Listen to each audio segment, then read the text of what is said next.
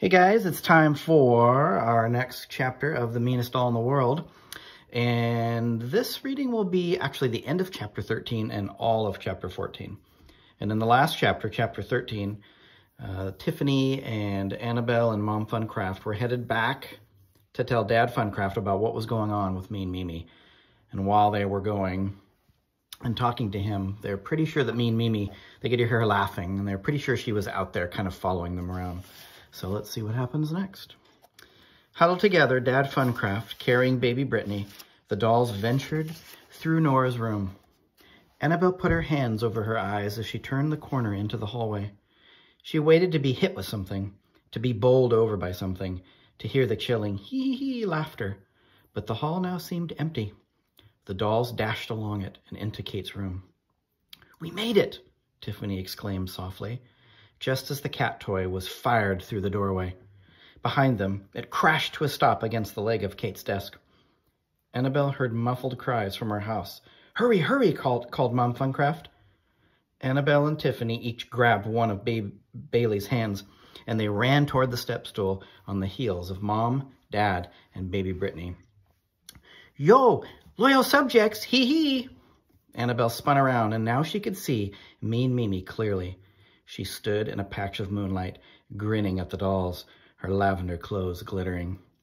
"We are not your loyal subjects," said Tiffany, letting go of Bailey's hand and facing Mimi. Mom Funcraft stood beside Tiffany. "And please be quiet," she said in a low voice. "You'll wake Kate, and then you'll end up in doll state." "We might all end up in doll state," called Auntie Sarah from above. "Doll state? Ha!" said Mean Mimi. "There's no such thing." Annabelle started to say, "There is too, I've been in it." But Mimi continued, "Anyway, I think it's time for me to let Kate in on a little secret." She ran to the head of Kate's bed and looked up. "Kate, wake up, Kate!" she called, in a voice so loud, Annabelle and Tiffany would have used it only if the Palmer's house had been completely empty. "Your dollies are alive! They're alive!" In her bed, Kate stirred, then rolled over. Annabelle held her breath, willing Kate to stay asleep, and she did. Said Mimi, and ran from the room. The moment she was out of sight, Annabelle, Tiffany, Bailey, and Mom and Dad Funcraft, with baby Brittany, made their way up the steps of the stool and huddled in the doll's parlor. Kate slept soundly. After a long, long silence, Uncle Doll, his head in his hand, said, "What are we going to do?" No one answered. Annabelle pulled Tiffany aside and whispered, "You know what Mean Mimi's doing, don't you? She's getting revenge on us. We took away her friends. We changed her life at BJ's. So now she's going to ruin things here. She plans to reveal our secret lives to Kate." Chapter 14, A Neighborhood Meeting. The dolls and the Funcrafts had held two previous neighborhood meetings. The first had taken place several months earlier after Tiffany had overheard a discussion in which she thought the Palmers had decided to get a dog. The second one had taken place the previous day, and Annabelle and Tiffany had known nothing about it. Their families had met to discuss what they should do if the girls didn't return very soon. Now the girls were back, and the families needed to meet again. "To get rid of the menace that we brought with us," said Annabelle. The meeting was held in the doll's parlor. The 7 grown-ups crowded onto chairs on the sofa. Annabelle, Tiffany, Bobby, and Bailey sat on the floor. Baby Betsy and baby Brittany had been settled with quiet toys in the dining room where Nanny could keep her eye on them. At first, everyone tried to face out into Kate's room so they could watch for Mean Mimi, but it was difficult to carry on a conversation when everyone was looking in the same direction. Eventually, Annabelle, Tiffany, Bailey, and Bobby turned around and faced the grown-ups. But Annabelle found herself constantly glancing over her shoulder. Auntie Sarah led the meeting. "I hereby call to order this, the 3rd meeting of the Neighborhood Doll Association. Tonight, we have gathered to discuss the problem of Mimi. Is it agreed that our first order of business is to figure out a way in which to capture her? If so, say aye." "Aye," the dolls called softly. "Very good. Okay, any ideas?" Tiffany shot her hand in the air. "Ooh, I have an idea." "Tiffany?" I think, she said, that we should trick Mean Mimi into meeting up with the captain. The dolls glanced at each other. Okay, said Auntie Sarah. I don't get it, said Bailey. Well, see, listen. We'll use reverse psychology. We'll wait until we see Mimi. Then we'll tell her that we don't care what she does in the house as long as she doesn't hurt the poor kitty downstairs. Like in the story about Briar Rabbit and the briar patch. Then Mimi will go downstairs just to do what we told her not to do, and the captain will get her. Tiffany sat back, looking pleased. What do you mean he'll get her? Asked Annabelle. Well, he'll run off with her, like he did with you, Mr. Doll. But I thought we were supposed to capture Mimi, said Bobby. Everyone looked at Auntie Sarah.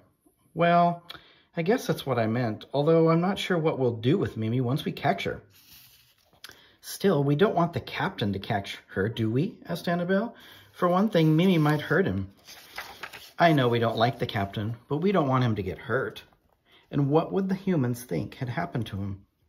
Plus, Mimi would probably just escape from him, and then would be right back where we started. Annabelle paused. I'm sorry, Tiffany. But I think that's a clever idea. I really do, but I'm not sure it would work out in the end.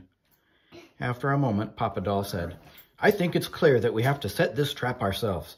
I'm just not sure what kind of trap it should be. Maybe something involved like a spider web, said Auntie Sarah. Spiders' webs are very strong, you know, strong enough to ensnare large wiggling insects. But strong enough to ensnare a large wiggling doll? Well, maybe strong enough to ensnare her while we tie her up with a rope. We could do it in the attic where no one would come upon her. And then we would bring her downstairs all tied up, asked Nanny. Well, I don't know. The members of the NDA sat thoughtfully, the grown-ups staring out into Kate's room. Finally, Auntie Sarah said, perhaps we should move on to the second order of business. What should we do with Mimi if we catch her? The grown-ups twisted their hands. Tiffany played with the bow in her hair. Bailey and Bobby tapped their feet. Annabelle looked thoughtful. We could turn the Barbie camper into a jail, said Papa Doll. We could leave her tied up in there until we think she's learned her lesson. I suppose that could work, said Uncle Doll, as long as Kate doesn't happen to look in the camper. I'm not sure we can count on Mimi to keep quiet, though.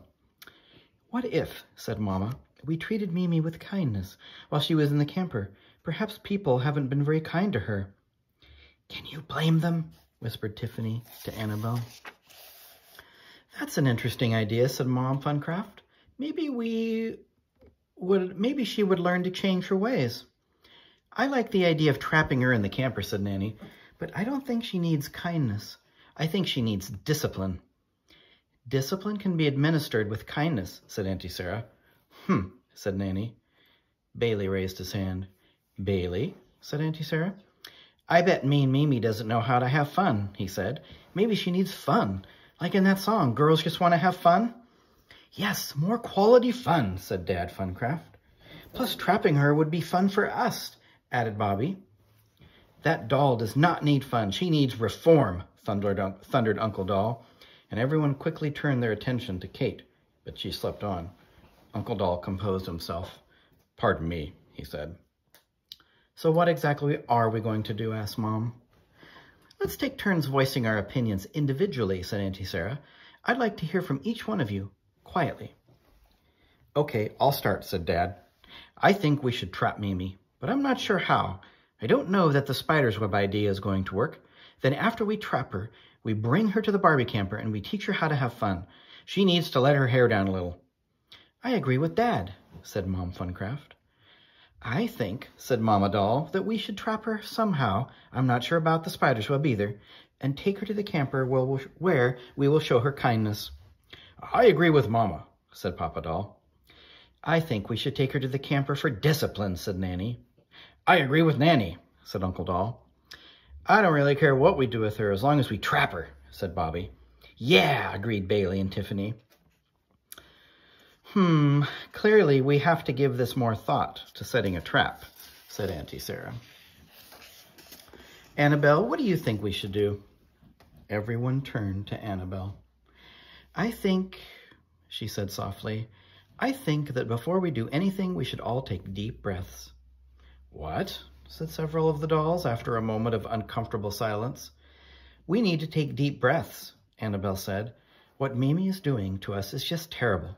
She's trying to make us afraid to move out and about, afraid to live out our lives, afraid to be free. But we don't have to let her. No one can make us feel anything. We are the only ones who control what we feel. So we can choose to not feel afraid, and it helps to stay calm and breathe deeply. Annabelle noticed several of the dolls glancing at one another. Tiffany looked down at her shoes. All right, said Auntie Sarah, that's fine. But is there anything you think we should do about Mimi? Well, I think we should do nothing, Annabelle said. Nothing? Said Uncle Doll. Not exactly nothing, she said. What I mean is that I think if we leave Mimi alone, eventually she'll get herself in big trouble. She'll do it to herself. We should go back to our regular lives, Annabelle continued, remembering the nerve-wracking walk through the hall to Nora's room. She did not want to feel that way anymore. We can choose not to be afraid, she said, and that's what we have to do. We have to be on alert, of course. We have to keep our eyes open for whatever trouble mean Mimi might cause. But I think that what matters is that we are positive and Mimi is negative, and in the end, our positive actions will win out over Mimi's negative actions. Why poke a stick in a hornet's nest? There was another moment of silence. This was followed by the shuffling of feet and more glances and plenty of raised eyebrows. At last, Uncle Doll said, "That's all well and good, Annabelle, but meanwhile there is a monster in our midst. Do you really think all we need to do is take deep breaths?" "Yeah, the monster's trying to bowl us over with cat toys. And we're just supposed to breathe and think nice thoughts," said Bailey. Well, Annabelle remembered the chaos at BJ's house. She remembered the barricades and traps and spying and the plans. What had all that led to? Torn posters and nicks in the bed and missing dolls.